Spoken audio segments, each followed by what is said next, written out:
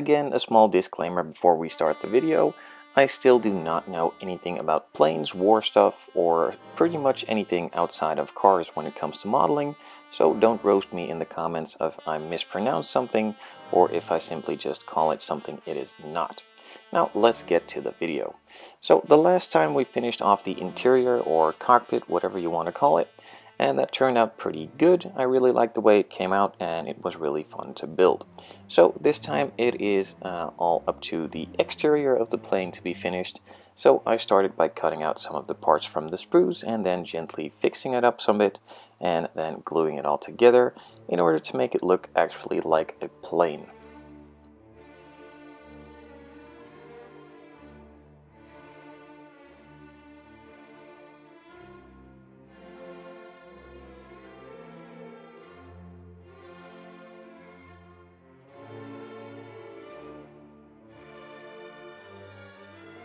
Since this is not the highest quality of kits, I had to use a small amount of force to keep the parts together while gluing them up and having the glue some time to dry. So I firstly just placed the parts together, then added some clamps, then let the glue seep through the edges to properly bond them together, and then gave them enough time to dry up before moving on.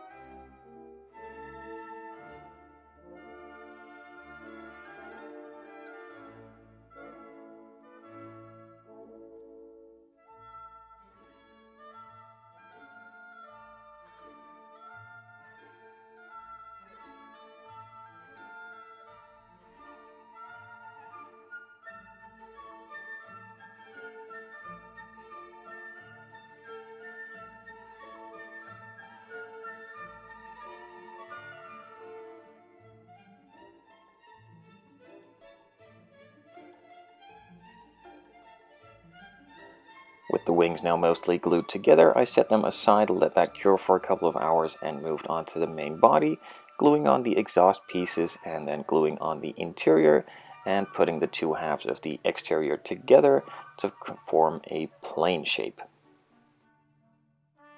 And just like the wings, this also did not really fit without too much of a hassle, so a bit of pressure, some clamps, some glue in some spots, and also some tape to hold it all together, and it worked out fine in the end.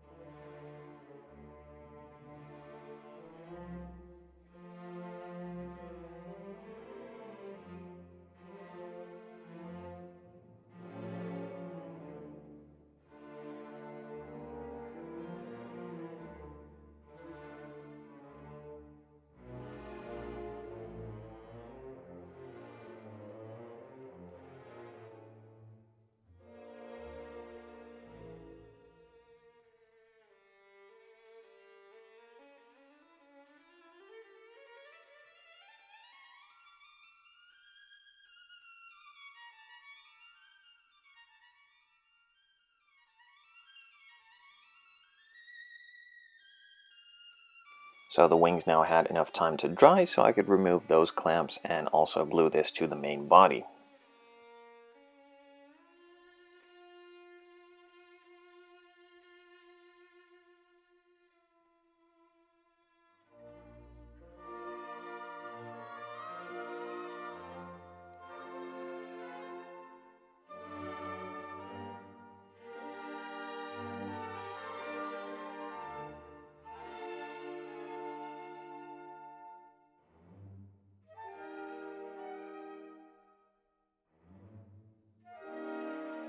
A couple hours later, the glue was dry. I could remove the clamps and finish off the final pieces of the body, again just gluing them on with this cement from Tamiya.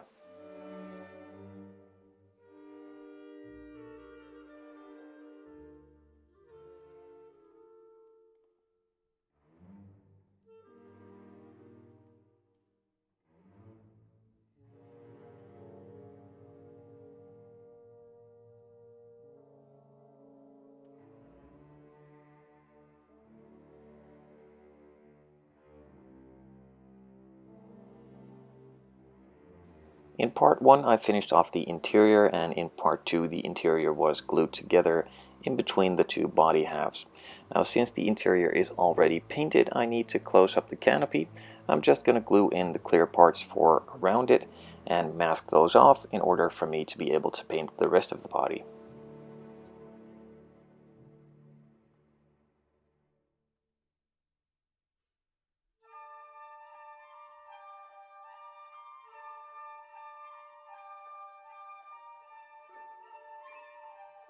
After gluing the two halves of the body together, there was obviously a line in the middle of them, and in some places that line was a bit more than a line and pretty much just a gap.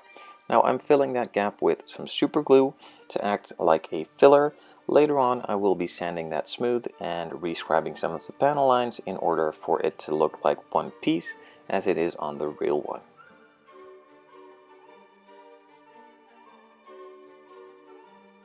The glue on the canopy is now dry, so I could apply some masking tape on it so that there would not be any paint be spilled or any fingerprints, maybe even some sanding marks or whatever.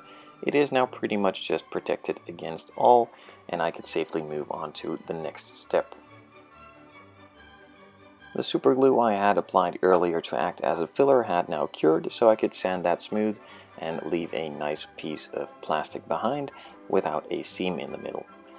So in another video I came up with a pretty bad idea to go over all the panel lines and all the rivets as they are not really visible, and I decided to drill those rivets out a bit to make them a bit more visible after I applied a couple of layers of paint. Now the idea worked really well and it also looked pretty good in the end, but taking it all into consideration, it was a crap ton of work and that was not really worth it for me. There were, I think, a couple thousand rivets that needed to be drilled out. I think it took me about 2 hours, and in the end it would have looked pretty much the same, maybe a bit less detail and a couple that would have disappeared after paint, but I know now for sure that in the next one I will not be doing this again. So in the comments someone asked me why I would do this. Now, as I explained, these panel lines and all of these rivets are really shallow and would pretty much disappear with a couple of thicker coats of paint. Now, in order to protect myself a bit, I decided to pronounce them a bit more, make them a lot more visible by drilling them out and scribing some of those lines. So if I would have added a couple of coats of paint, one maybe more or a couple thicker layers of paint, they would not simply just disappear. Now, in scale, these panel lines are perfect, as this is a pretty small scale and the actual plane would be really big. These panel lines obviously need to be a lot smaller than on the usual cars 1/24, 1/25 scale I'm used to working on. But taking into consideration I'm still applying the paint just as thick as I would on those 1/24th, 1/25th scale cars, I thought I'd just make them a bit deeper and make them a lot more visible in order to keep them in sight and not have them disappear. Now in the end it was not really worth it, as I applied a couple of thin coats of paint and the panel lines were still pretty good visible and had not really disappeared at all. So in the future, on a next one maybe, I even now know that I'm not going to do this again, as it's purely a waste of time. But at least I tried and I know it doesn't work, and I also know what of a result I can get from it. So maybe if I need to use it in the future again, I will, but probably won't.